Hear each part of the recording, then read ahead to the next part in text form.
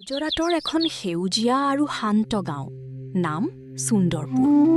গাঁওখনৰ চাৰিওফালে কেৱল সেউজীয়া ধানৰ খেতি, বতাহত মাটিৰ সুগন্ধ আৰু মানুহৰ সৰল জীৱন। এই গাঁওখনৰ আন এটা বিশেষত্ব আছিল, ইয়াত পোৱা বিভিন্ন ধৰণৰ স্বাদিষ্ট খোৱাবস্তু। এই গাঁওখনৰ এটা সৰু ঘৰতে বাস কৰিছিল ৰমেন। দুখীয়া মানুহ, কিন্তু মনটো একেবাৰে সোণৰ দৰে। টকা পইচা কম, কিন্তু পৰিশ্ৰম আৰু সৎ মনত কেতিয়াও অভাৱ নাছিল। ৰমেন গাঁওখনৰ এজন ধনী ব্যৱসায়ী ধীৰেন শেঠৰ ওচৰত কাম কৰিছিল। দিনটো ভৰিৰে থিয় হৈ কাম কৰিছিল, কিন্তু নিজৰ কামত কেতিয়াও গাফিলতি নকৰা। শ্বেতজী, মই আজি সকলো কাম সম্পূৰ্ণ কৰিলোঁ। এতিয়া মোৰ মাহেকীয়া মজুৰি টকা দি দিব। তই কাম সময়ত ঠিককৈ নকৰ, কিন্তু টকা ল'বলৈ আহোঁতে একেবাৰে সময়মতে আহিছ। কালি প্ৰধানৰ ঘৰলৈ ধান লৈ যাবলৈ কৈছিলোঁ, সেইটোও ঠিককৈ নকৰিলি। নাই, বেছি কথা নকবা।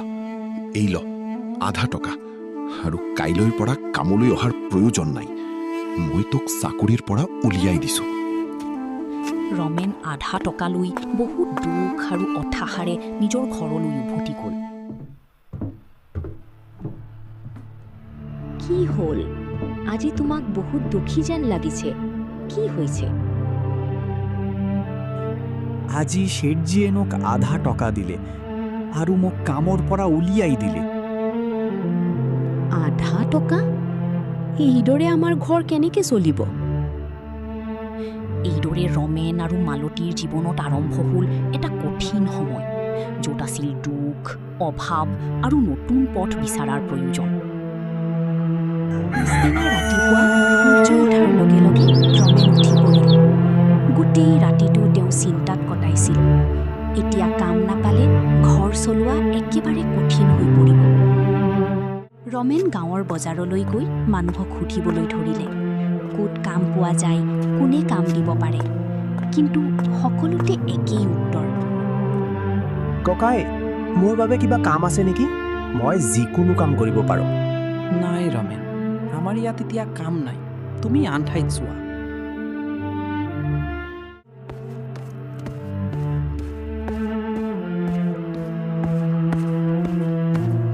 দেউতা, আপোনাৰ ওচৰত কিবা কাম আছে নেকি? কাম আছে ঠিকেই, কিন্তু দিনটোত মাত্ৰ 50 টকা দিব পাৰিম। 50 টকা? সেইটোত মোৰ ঘৰৰ এটা দিনৰ খৰচো নপৰে। এইদৰে গোটেই দিনটো ঘূৰি ফুৰাৰ পিছতো ৰমেনে ভাল কাম নাপালে। তেওঁ বহুত হতাশ হৈ এজোপা গছৰ তলত বহি পৰিল। অ' ৰমেন, আজি কামলৈ নগ'লা নেকি? নাই ককাই, মই শ্বেঠৰ ওচৰত কাম এৰি দিলোঁ।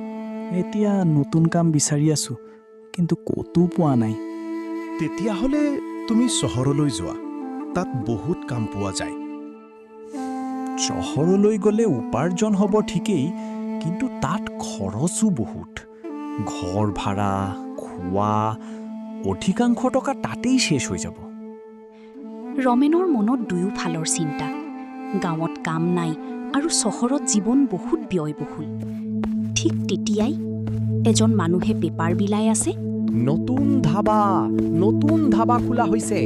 আহক আহক, স্বাদিষ্ট মাংস আৰু পুৰি পোৱা যায়। নতুন ধাবা খোলা হৈছে।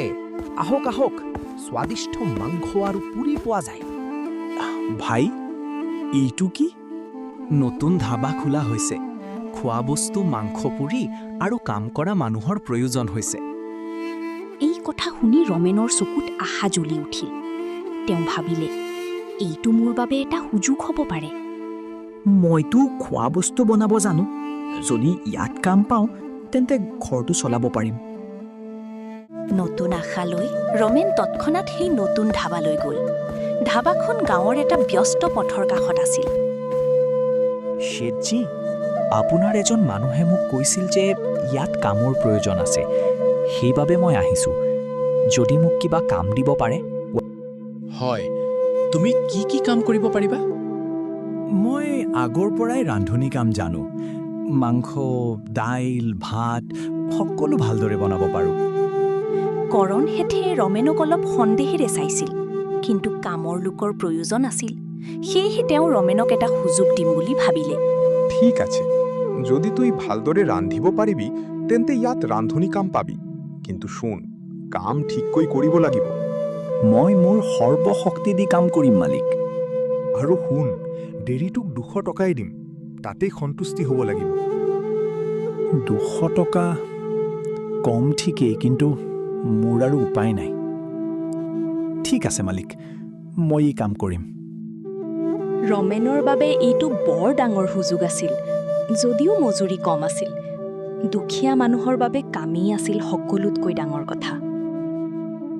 সন্ধিয়া হোৱাৰ লগে লগে ৰমেন দিনটোৰ কষ্ট শেষ কৰি ঘৰলৈ উভতি আহিল। গা হাতত ক্লান্তি থাকিলেও মনত অলপ শান্তি আছিল, কাৰণ তেওঁ অৱশেষত এটা কাম পাইছে। ঘৰৰ দুৱাৰ খুলি সোমোৱাৰ লগে লগে তেওঁৰ পত্নী মালতীয়ে চিন্তিত মুখেৰে তেওঁলৈ চাইছিল। কি হ'ল, আজি কাম পালা নেকি? দিনটো ক'ত আছিলা? হয় মালতী, মই এখন ধাবাত কাম পাইছোঁ। এতিয়া মই ৰান্ধনী হিচাপে কাম কৰিম। এই কথা শুনি মালতীৰ মুখত আনন্দৰ হাঁহি ফুটিল। সঁচাকৈ এইটো বৰ ভাল খবৰ। এতিয়া আমাৰ ঘৰখনৰ অৱস্থা অলপ হ'লেও ভাল হ'ব। হয়, যদিও টকা অলপ কম, দৈনিক 200 টকা, কিন্তু এতিয়াৰ বাবে এইটোতেই আমি সন্তুষ্ট থাকিব লাগিব। টকা কম হ'লেও কোনো কথা নাই। তুমি সৎভাৱে কাম কৰি আছা, এইটোতেই মই সুখী। লাহে লাহে সকলো ঠিক হ'ব। ৰমেনে নিজৰ দিনটোৰ উপাৰ্জনেৰে অলপ দাইল, চাউল আৰু শাক চব্জি লৈ আহিছিল। মালতীয়ে সেইবোৰেৰে সোৱাদেৰে ভৰা আহাৰ বনালে। এইটো চোৱা, আজিৰ উপাৰ্জনৰ টকাৰে লৈ আহিছোঁ। বেছি নহয়, অলপেই, কিন্তু অন্ততঃ আজি আমি সুখেৰে ভাত খাইছোঁ। এইটো আমাৰ বাবে বহুত ডাঙৰ কথা। আগতেতো একেবাৰে চিন্তা লাগিছিল। এনেকেই যদি কামটো চলি থাকে তেন্তে আমাৰ অৱস্থা লাহে লাহে ভাল হ'ব। মই মোৰ সৰ্বশক্তি দি কাম কৰিম। তোমালোকৰ বাবে মই সকলো কৰিব পাৰোঁ। পিছদিনা ৰাতিপুৱা ৰমেন পুনৰ ধাবালৈ গ'ল। তেওঁ আগৰ দৰে মন লগাই ৰান্ধনি কাম আৰম্ভ কৰিলে। ভাই, শুনিছোঁ ইয়াত নতুন ৰান্ধনি আহিছে। মাংস ভাত দিয়াচোন। হয় ককাই, নতুন ধাবা, নতুন ৰান্ধনি।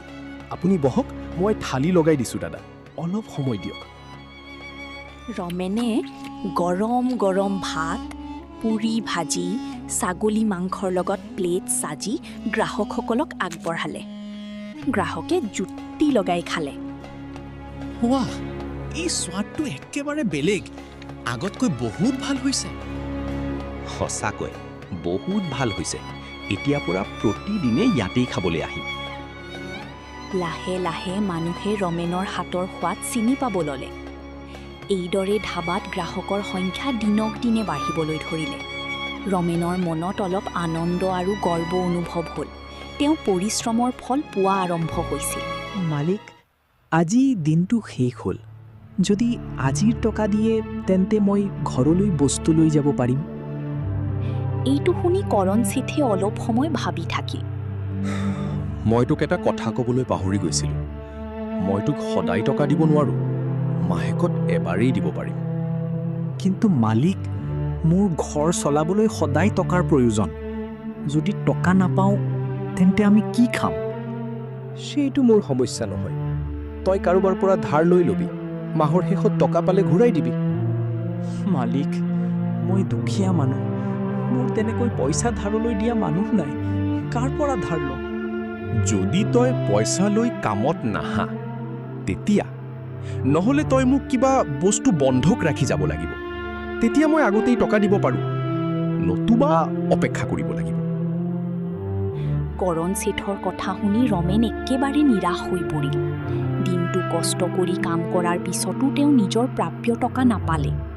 সদায় যদি এনেকৈ চলি থাকে তেন্তে মই আৰু মোৰ পৰিয়ালে কেনেকৈ জীয়াই থাকিম?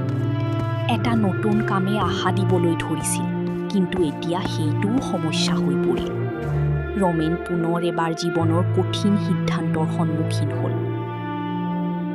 ধাবাৰ পৰা খালী হাতে ঘৰলৈ উভতি আহোঁতে ৰমেনৰ মন একেবাৰে ভাঙি পৰিছিল। দিনটো কষ্ট কৰি কাম কৰাৰ পিছতো হাতত একো নথকাকৈ এইটো তেওঁৰ বাবে অসহ্য আছিল।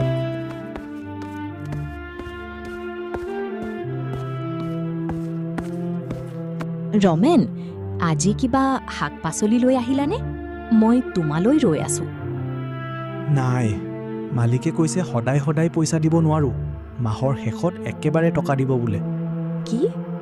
তেন্তে এতিয়া আমি কি খাম? ঘৰখন কেনেকৈ চলিব? দুয়োৰে মাজত নিস্তব্ধতা নামি আহিল। তেওঁলোকৰ চকুত আছিল কেৱল চিন্তা আৰু অনিশ্চয়তা। মই একো বুজি পোৱা নাই, কি কৰিম এতিয়া? যদি টকা নাপাওঁ তেন্তে আমি খোৱা বোৱা কেনেকৈ কৰিম? এটা উপায় আছে, তুমি কাৰোবাৰ পৰা ধাৰ লোৱা, মাহৰ শেষত ঘূৰাই দিবা, নহ'লে আৰু উপায় নাই। মালতীৰ কথা শুনি ৰমেনৰ মনত সন্দেহ আছিল, কিন্তু তেওঁ বুজি পাইছিল এইটোৱেই এতিয়াৰ একমাত্ৰ পথ। পিছদিনা ৰমেন গাঁৱৰ এজন ধনী জমিদাৰৰ ওচৰলৈ গ'ল। তেওঁৰ নাম আছিল মহেন্দ্ৰ বাবু, যিজন মানুহৰ বিপদৰ সুযোগ ল'বলৈ সদায় সাজু থাকে। বাবু, মোক অলপ টকা ধাৰলৈ লাগে। মোৰ পৰিয়ালটো চলাবলৈ বৰ কষ্ট হৈছে। ধাৰ দিব পাৰোঁ, কিন্তু বিনা শৰ্তে নহয়। তেনেহ'লে মই কি কৰিব লাগিব বাবু? তই তোৰ নিজৰ ঘৰটো মোৰ ওচৰত বন্ধক ৰাখিব লাগিব। সময়ত টকা ঘূৰাই নিদিলে ঘৰটো মোৰ হৈ যাব। এই কথা শুনি ৰমেনৰ বুকু কঁপি উঠিল। নিজৰ ঘৰ, তেওঁলোকৰ একমাত্ৰ আশ্ৰয়। এইটো বৰ ডাঙৰ সিদ্ধান্ত, কিন্তু মোৰ আৰু উপায় নাই। ঠিক আছে বাবু, মই আপোনাৰ চৰ্ত মানিলোঁ। ঠিক আছে, এইয়া লোৱা তোমাৰ টকা, সময়ত ঘূৰাই দিবা। এইদৰে ৰমেনে নিজৰ ঘৰটো বন্ধক ৰাখি টকা ল'ল।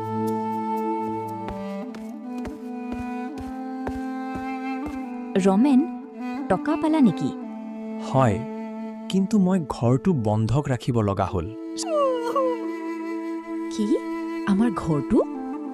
চিন্তা নকৰিবা, মই মাহেকত টকা পাই গ'লেই ঘূৰাই দিম। আমাৰ ঘৰ একো নহয়। এইদৰে অভাৱ আৰু পৰিস্থিতিয়ে ৰমেনক নিজৰ ঘৰটো বন্ধক ৰাখিবলৈ বাধ্য কৰিলে। এতিয়া তেওঁৰ আগত এটা ডাঙৰ দায়িত্ব। সময়ত টকা ঘূৰাই নিদিলে তেওঁ নিজৰ ঘৰ হেৰুৱাব। দিনবোৰ গুচি গ'ল। এটা মাহ পূৰা হ'ল। এই এটা মাহত ৰমেনে দিনে ৰাতিয়ে কষ্ট কৰি ধাবাত কাম কৰিলে। তেওঁৰ মনত একেই আশা আছিল, মাহ শেষ হ'লে টকা পাই ঘৰটো উদ্ধাৰ কৰিব। মালিক, মই 1 মাহ সম্পূৰ্ণ কাম কৰিলোঁ। এতিয়া মোৰ পাবলগীয়া টকাখিনি দিয়ক। কৰম শেঠে অলপ সময় চুপচাপ থাকি যেন অজুহাত বিচাৰি আছিল। আজি মোৰ ওচৰত টকা নাই, তই কাইলৈ আহি লৈ যাবি। মালিক, কাইলৈ নহ'ব, আজি মোক টকা লাগিব। মই জমিদাৰক টকা দিব লাগিব, নতুবা তেওঁক মোৰ ঘৰটো বন্ধক দিয়া আছে, তেওঁ মোৰ ঘৰটো কাঢ়ি লৈ ল'ব। এদিন পিছুৱাই দিয়া, এদিন দেৰি হ'লে একো নহয়। কোনেও তোৰ ঘৰ তৎক্ষণাত নলয়। মালিক, মই নিজ চকুৰে দেখিছোঁ আপোনাৰ ধাবাত বহুত লাভ হৈছে। মই গোটেই মাহ কষ্ট কৰিলোঁ, এতিয়া মোৰ পাবলগীয়া পইচাহে বিচাৰিছোঁ। এই কথা শুনি কৰণ শেঠৰ একেবাৰে খং উঠিল। তই মোক শিকাবলৈ আহিছ নেকি? তোৰ এই সাহস কেনেকৈ হ'ল মোৰ লগত এনেকৈ কথা ক'বলৈ? মই কেৱল আপোনাক সঁচা কথাটোহে কৈছোঁ, আৰু মই মোৰ পাবলগীয়া পইচাহে আপোনাৰ পৰা বিচাৰিছোঁ। একো টকা দিব নোৱাৰিম, যা। আৰু কাইলৈৰ পৰা ইয়াত কামলৈ আহিবও নালাগে, যা। যি কৰিব লাগে কৰ। এইদৰে পুনৰ এবাৰ ৰমেন অন্যায়ৰ সন্মুখীন হ'ল। তেওঁক ধাক্কা মাৰি ধাবাৰ পৰা উলিয়াই দিলে। মই ইমান কষ্ট কৰিলোঁ, কিন্তু মোৰ কপালত কেৱল অন্যায়েই আছে নেকি? হতাশ আৰু ভাঙি পৰা মন লৈ ৰমেন ঘৰলৈ গৈ আছিল। অ' ৰমেন, আজি টকা ঘূৰাই দিবলৈ কোৱা হৈছিল। বাবুৱে মোক মনত পেলাবলৈ পঠিয়াইছে। মই জানো, তুমি বাবুক কোৱা মই আজি ৰাতিলৈ টকা লৈ আহিম। ঠিক আছে, কিন্তু মনত ৰাখিবা, যদি পইচা নিদিয়া তেন্তে ঘৰটো হাতৰ পৰা যাব। এই কথা শুনি ৰমেনৰ বুকু কঁপি উঠিল। এফালে শেঠে টকা নিদিলে, আনফালে জমিদাৰে ঘৰ ল'বলৈ সাজু। ৰমেন, এই জমিদাৰৰ মানুহটো কিয় আহিছিল? কিবা সমস্যা হৈছে নেকি? ৰমেনে নিজৰ সকলো কাহিনী গকুলক ক'লে। ধাবাৰ অন্যায়, ধাৰৰ টকা আৰু ঘৰ হেৰুৱাৰ ভয়। তই চিন্তা কৰিব নালাগে, মই আছো। প্ৰথমে কোৱা, কিমান টকা লাগে? মাত্ৰ ৫,০০০ টকা। কিন্তু মোৰ বাবে এইটো বহুত ডাঙৰ। এই কঠিন সময়ত ৰমেনৰ জীৱনত এটা পোহৰ দেখা গ'ল, বন্ধুত্বৰ ৰূপত। ৰমেনৰ দুখৰ কাহিনী শুনি গোকুলৰ মন গলিল। সঁচা বন্ধুৰ দৰে তেওঁ ৰমেনক এই কঠিন সময়ত এৰি নাযাবলৈ সিদ্ধান্ত ল'লে। ৰমেন, তই একো চিন্তা কৰিব নালাগে। মই তোক এতিয়া ৫,০০০ টকা দিম। আগতে জমিদাৰৰ টকা ঘূৰাই দে, ঘৰটো বচা। এই কথা শুনি ৰমেনৰ চকুত চকু পানী আহি গ'ল। তেওঁ যেন আশা নোহোৱা অৱস্থাত এটা নতুন জীৱন পাইছিল। গকুল ভাই, তই মোৰ জীৱনটো বচাই দিলি। মই এই উপকাৰ কেতিয়াও পাহৰিব নোৱাৰো। ৰমেন তৎক্ষণাৎ সেই টকা লৈ জমিদাৰৰ ঘৰলৈ গ'ল আৰু নিজৰ ধাৰ ঘূৰাই দিলে। বাবু, আপুনি মোক বিপদত সহায় কৰাৰ বাবে বহুত ধন্যবাদ। এয়া লওক আপোনাৰ ৫,০০০ টকা। এতিয়া মোৰ ঘৰটো এতিয়া মুক্ত। ঠিক আছে ৰমেন, আৰু এইয়া তোমাৰ ঘৰৰ কাগজ। এইদৰে ৰমেনে নিজৰ ঘৰটো পুনৰ উদ্ধাৰ কৰিলে। তেওঁৰ মনত এতিয়া অলপ শান্তি আহিল, কিন্তু আগলৈ কেনেকৈ চলিব সেই চিন্তা এতিয়াও আছিল।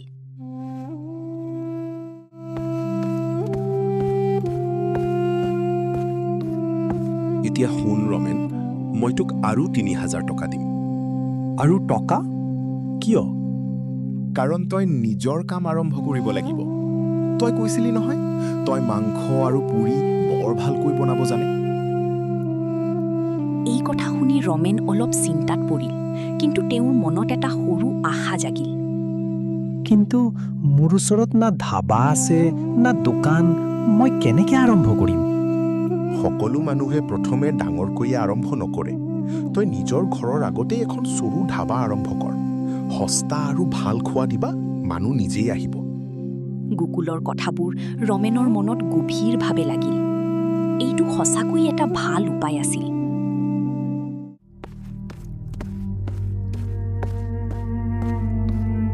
ৰমেনে ঘৰলৈ উভতি আহি মালতীক তেওঁৰ লগত হোৱা সকলো কথা ক'লে। মালতী, গোকুলে এটা বৰ ভাল কথা কৈছে। আমি নিজৰ ঘৰতেই এখন সৰু ধাবা খুলিম। এইটো বৰ ভাল চিন্তা। ময়ো তোমাৰ লগত লাগি দিব পাৰিম। আমি দুয়ো মিলি কাম কৰিম।